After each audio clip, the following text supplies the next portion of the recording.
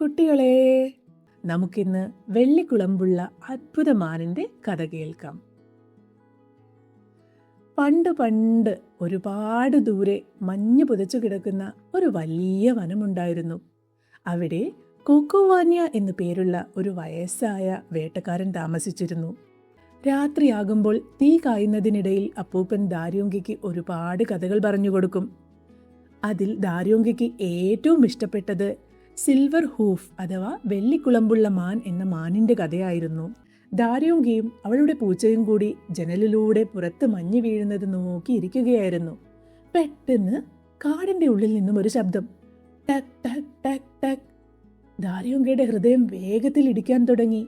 അവൾ നോക്കുമ്പോൾ ഇതാ നിൽക്കുന്നു ലോകത്തിലെ ഏറ്റവും ഭംഗിയുള്ള ഒരു മാൻ. ആ മാൻ മെല്ലെ നടന്നു വന്ന് അവരുടെ കുടിലിന്റെ മേൽക്കൂരയിലേക്ക് ഒരൊറ്റ ചാട്ടം. എന്നിട്ട് അവിടെ നിന്ന് തന്റെ വെള്ളിക്കുളമ്പ് കൊണ്ട് മേൽക്കൂരയിൽ ഒന്നടിച്ചു. ടക്! അതാ അത്ഭുതം! അവിടെയൊക്കെ ചുവന്ന മുത്തുകൾ ചിതറി വീഴുന്നു. അടുത്ത തവണ കുളമ്പടിച്ചപ്പോൾ പച്ചയും നീലയും നിറത്തിലുള്ള രത്നങ്ങൾ മഞ്ഞുതുള്ളികൾ പോലെ പൊഴിഞ്ഞു.